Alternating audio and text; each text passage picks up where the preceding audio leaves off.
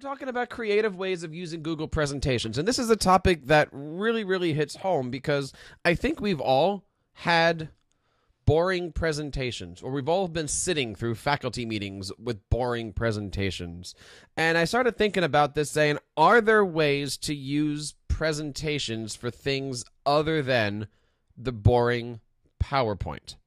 And after a little bit of time, we kind of figured out, well, Google Slides and Google Presentations is an amazing tool. It's free to use, and you don't have to just use it as a PowerPoint substitute. Of course, there's a lot of things you can do with it. You know, import PowerPoint. We'll talk about all those kind of things. But there's a lot of different things that you can do. So welcome. Again, let's see here. Again, my name is Jeff Bradbury. You can, of course, reach me at TeacherCast.net, and you can find me on Twitter at TeacherCast. And yes, I am the father of the Edu triplets. So just a little intro into Google Slides. I'm assuming everybody in the chat room here has used Google Slides. And if you haven't yet, you can go on over to drive.google.com, and we'll show you how to get involved in that in a few seconds here. And, you know, you can maybe follow along as we do some things. Google Slides, of course, is part of the Google Apps for Education suite, which includes Google Docs, which is a weird term. That actually is a term now that means a few things. Google Docs used to mean like the suite of documents and stuff. And now we really just use that to define, you know, the actual word processor, Google Docs, but it includes Gmail and Calendar and slides and forms and pictures and all these other great Google things that we have here. Sites is, of course, another one. So it is free, and you can access it by just getting a free Gmail account, or you can use it as part of the Google Apps for Education package with your school. The neat part about Slides is it's universally acceptable, meaning it doesn't matter if you're using it on a desktop, on a laptop, or even on a tablet device of all different kinds. You can use Google Slides. Not too long ago, Google came out with an amazing Google Slides app for iOS to go along with their amazing Google Apps app for the Android device. So no matter where you are, you've got Google Slides, and you can be creating and using and presenting from all of these different free apps. And if you haven't yet downloaded them, they're really nice. They run fast, and it's a great way to connect you to your stuff. Again, you can use these apps to make mobile presentations. You can use them, as I do sometimes in my classroom, to share presentations. The neat part about these apps is that all of your files are downloadable in case you happen to be in a situation where you're not on Wi-Fi or not on a network. You can download your slides, work on them, change them, edit them, anything that you want. And then the next time that you're in a Wi-Fi area, it'll automatically sync up and it'll automatically upload it. So you always have the great stuff that you're doing on your Google Slides. Just like any other Google product, they are shareable, and most importantly, they're collaborative, and we're going to talk about all the different neat things that you can use Google Slides for in a collaborative environment. One of the neat things about the shareable and collaborative part is that it is done in real time. And I thought that was kind of cool when we're sitting here on a desktop or on a laptop machine, and you can see somebody else accessing your slides or your Google Doc. But it was really even cooler when you're sitting there on your iPad and you're watching somebody else have fun with your documents, and you're sitting there doing real-time collaboration. That's really, really neat.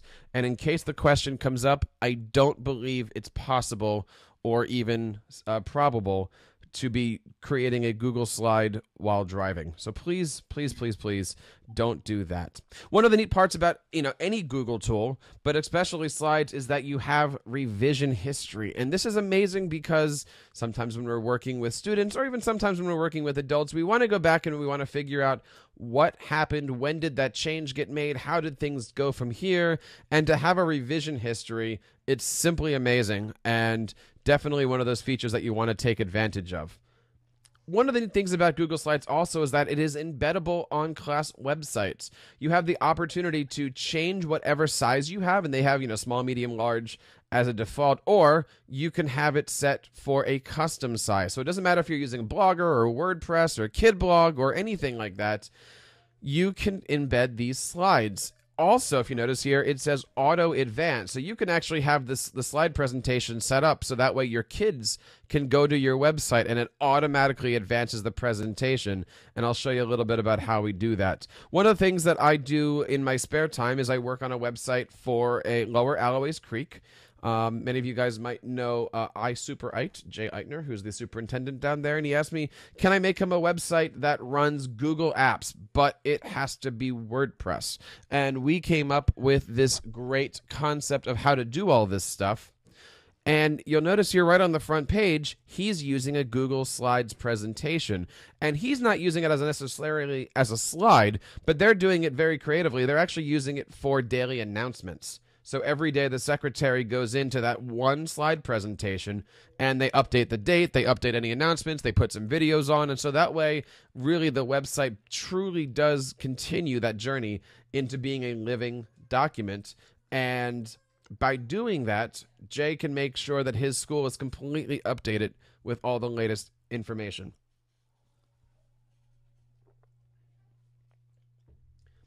One of the tools that's in Google Apps, and it's especially important here, is the research tool. Now, how many of you guys that are out there watching use the research tool?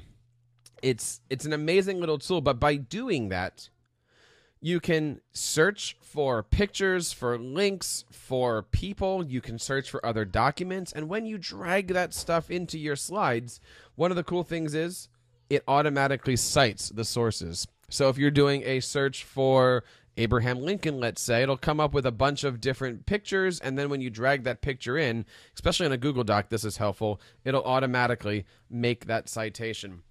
One of the neat things about Google Slides is that it is easily workable with PowerPoint, Keynote, SlideShare, and any other document. In fact, this past weekend on the Tech Educator podcast, live at 7 o'clock on Sundays, we did a whole show on what is your favorite presentation tool: PowerPoint, Keynote, Slides, SlideShare, Haiku Deck, etc. And we found that, bar none, Google Docs was an amazing, amazing thing to have. So let's just dive right in here. We're going to do creating a new presentation. And when you click on this, I want you to notice something. It's going to open up a new presentation here, but unlike Keynote, PowerPoint, etc., the old presentation is still active. In fact, I can change it if I need to, and that's one of these advantages for Google Slides. I can have as many presentations open at the same time. So just like any other presentation here, I'm going to say, and we can just say hello. We can put some text in here. If we want to add a picture, we certainly can. We can go to Insert Image, and let's just add an image from here, and we'll add this image here. And we can do anything that we want to. Pretty basic stuff. I want to show you here the research tool. If you come over to Tools and go to Research, and let's just type in here Disney. You can see here that we have some emails from our Gmail account or from our Google Plus page about Disney. We also have some links here to Disney. And again, if I just take this link and I drag it in, it'll put a link on here. And if I take these pictures and I want to bring them in, I can certainly do that as well. So there's a lot of things that I can do here with the research tool that it's one of those tools that most people don't really look at. And then, of course, if you notice down here, I can click this and it, the links and stuff become the same. If I wanted to, I can add a slide. And let's say over here, I want to add a snapshot. I can certainly say, okay, I'm going to allow this. And if I come over here, I can say, hello. I can take a snapshot. And then I'm going to select that snapshot right here. And there is a picture. So you can start to see how easy this is to work with students. This is not a Chromebook that I'm on, but if you had a Chromebook, you can see how easy this would be to take pictures, bring in video, bring in images, do all these different creative things with your students simply just by using some of these extra tools here. So let's create a new slide and we can do some shapes. So let's do a triangle. We'll put that there. Maybe we want to take this triangle and do something like that. Good. And then let's take another shape, and we want to take a shape that looks like this, and we're going to put this here, and then we're going to take this and we're going to order this, bring it to front. And now if you really want to get creative, you have a snow cone. So you can do a lot of different things with graphics here and really, really make a dent in what you have. If you want to add a title here, you can certainly do that. And when I highlight that and come over here into insert link, I can put a link in here to google.com, and then suddenly my headers become links. Very, very easy to use, very, very easy to manipulate. If I wanted to take this title and put it into the center, I can certainly do that. And of course, you know, we can play around here all day with text justification and things like that, but you get the idea of how to use Google Slides. But that's not the point of why we're here today. The point of why we're here today is to learn how to use this thing creatively, how to use it in a way that's not a presentation viewer. So the question I have to you is, when is a presentation not a presentation? When is it not a presentation? Well, when it's something bigger than a presentation. A couple years ago, my high school orchestra went on a trip, and we went to Edison High School, and we did a festival. And the festival had, you know, we had a few buses going, we had some parents going, we had guest conductors. We did a whole big trip. It was really, really cool. And I wanted to do something to say thank you to everybody. Say thank you to the parents, say thank you to the staff over at Edison and JP Stevens and all these different things I wanted to say thank you to. And, you know, I remember growing up where we had to take out paper and then we wrote a handwritten letter that says, "Dear Mr. Smith, thank you so much for being here."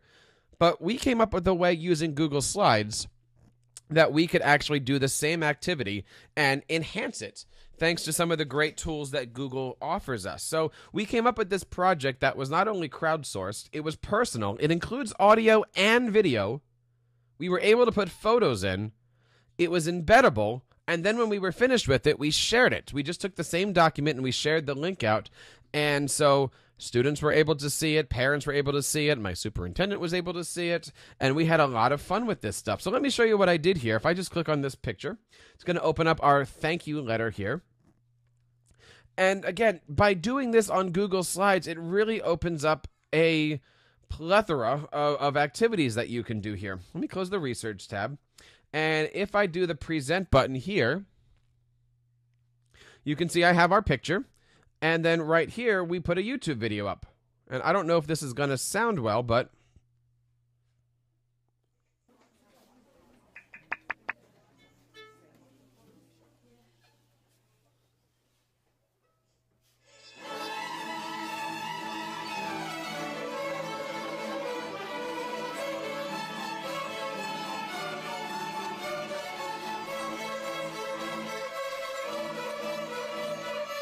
so we have some, you know, now we have some video on here. This is a little bit more high tech.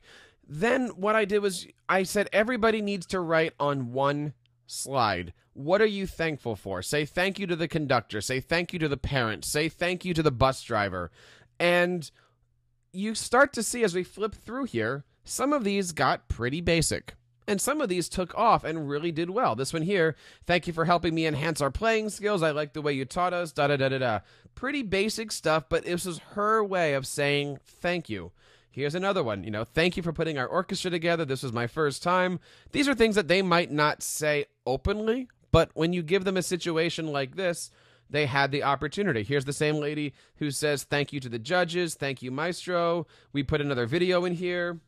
Put some more pictures in here, and then the kids started getting into this, and they started using transitions.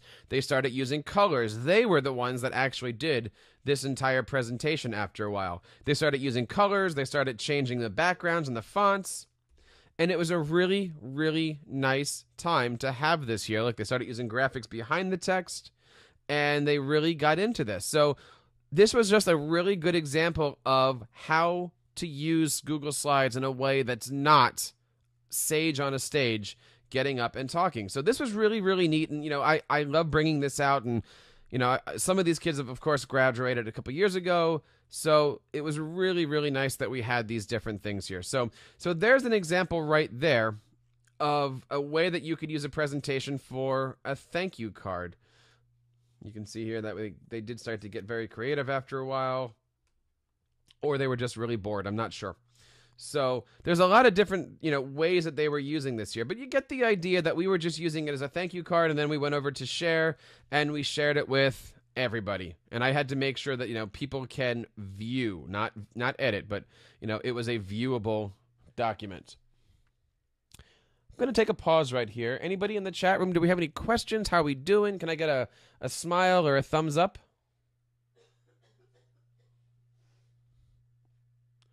Looking good. Looking good. All right. So let's keep moving on. And from here, we're going to talk a little bit about other ways to use this thing creatively. Now, many of these ideas, I'm going to admit, these weren't my ideas. These were all crowdsourced ideas a few years ago when I started thinking about different ways to do this. And if you've been looking up Google Apps, you might have run into somebody from, I believe it's Ohio, named Eric Kurtz. And Eric is a Google Apps for Education. He's a Google certified teacher like myself. I think we were in the same class. And he came up with this great idea about doing student-created comic strips. And it's a really neat idea because not only does it teach creativity, but it involves both visual and written information. And it certainly helps improve their writing skills. And most importantly, it is a pretty fun idea here. So let's show you how this works. So here we are, we have our Google Slides, and this is, 1, 2, 3, 4. And let me do the presentation here when I pull this up. So here we have our slides of robot and penguin. And then over here we have it say, hey, penguin, what are you doing? And the penguin says, I'm just studying. And then the robot says, so why do you have a book on your head? Anybody get the punchline yet? And so the penguin says, well, this is for science class, so I thought osmosis might work. And so then we have our lesson on osmosis, which is an interesting concept here. But I want you to take a look at what he's doing here. Not only is he using animations, but he's also thinking outside of the square. So here you can see that he drew a big, huge circle, and it's bigger than the slides. But of course, when you do the presentation, you don't realize what's going on because it all squares itself out here. So there's a lot of neat things that you can do here to teach, cartoons and animation, and we'll get into a little bit of animation later, but, storytelling here is pretty amazing. And this is not a difficult concept to do here. Also, when you're looking at the colors, these aren't hard colors. These are, soft palette colors here. So you can really get into some design options here. So those are different ways to do student-created comic strips. Another way is the traditional classroom trivia game. Now, this is another one of these Eric Kurtz specials, and it's really, really amazing here because it's so easy to take a template from somebody and just borrow it, copy it, download it, steal, copy the thing, and then now you have your own Jeopardy board. And he was really cool here to leave some directions and leave our board here. And of course, we can change the answers to anything that you need to. But if we go back to our board here, and if we hit our present button, we can choose any of these things that we want to. We type in our question. We see the answer. Pretty self-explanatory. But there's a lot of neat Jeopardy and quiz show type things for Google presentations. Which brings up the idea of templates, right? When I was looking at how to do some of these things, I did a big search for creative ways of using slides. And the top search was all of these Google templates. And you realize that, okay, there are so many different reasons to use Google Slides in your classroom. One of them is digital scrapbooking. This is a great example for beginning of the year, first part of the year out there. You can add pictures. You can write short narrations. You can, of course, embed the slideshow on your page. For instance, if everyone's using a kid blog or a Google Sites, you can have them create these pretty amazing and pretty intricate presentations. Now, if I look at this, this background is here, but of course these pictures can move around anywhere that I need to, and this paperclip, of course, can move around anywhere I need to. So there's a lot of different things that you can do here with these photo booths, and maybe you're at the end of the year and you're trying to come up with a yearbook project or something to do to help out your kids. Like, this Band-Aid, for instance, is just a graphic on here. So, these are great little ideas for beginning of the year or end of the year, or perhaps you want to do a photo scrapbook of the Civil War. You can have your kids sit there and collaborate on these little photo slide books. One of the neat templates that I found was index cards, and this was pretty amazing because they actually work. Here's a basic font that we have, but very, very easily you take the concept of a presentation slide and you turn it into these index cards. And when I saw this, it was just like, this is so obvious to do. But imagine this concept when you embed it onto a website and you're trying to give your kids some homework help or some HESPA or PARC, I would say in this case, study guides and stuff. This is a really neat way to create a presentation and help your students out. Put photos in here, put videos in here, whatever you need to do, or have them do it. Save the template of the index card onto a drive, or share your drive with them and have them use this template for their own slides and see what they come up with. Neat little things here that we have. And again, this is very, very simple and easy to do. One of the other things I thought that was a neat little idea was to do little certificates. And because of this being Google, this is so easy just to create one slide. And then I'm just going to do copy, paste, paste, paste, paste. And all you have to do is change the student's name.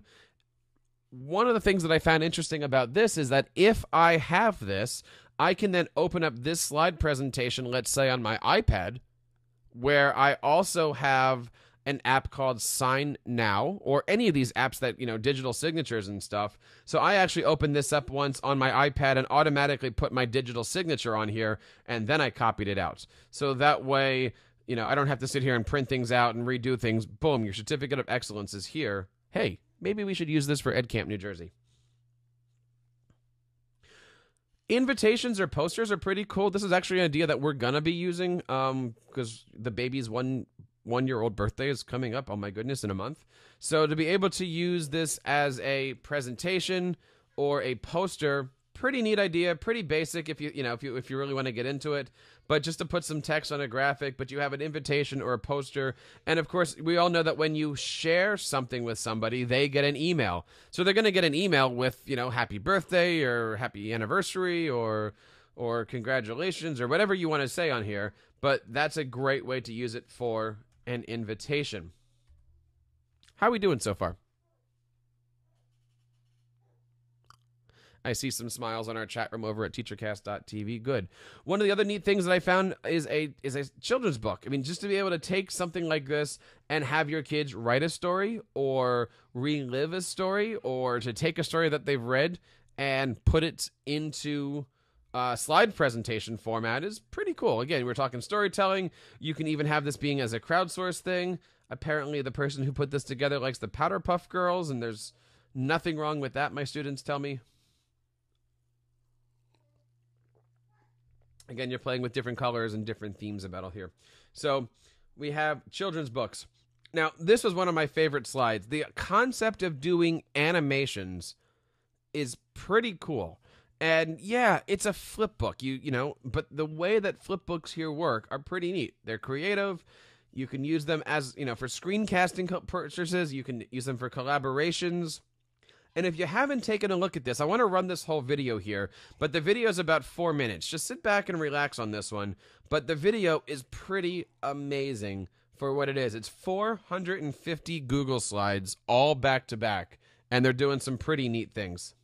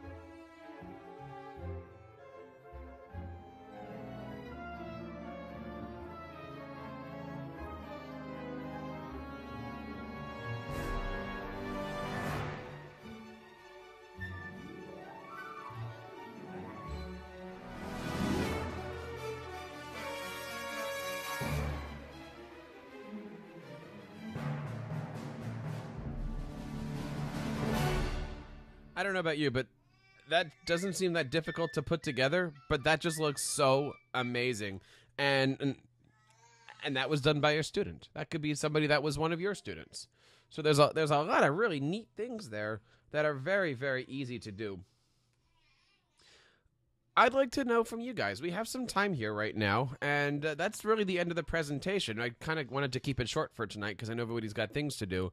But if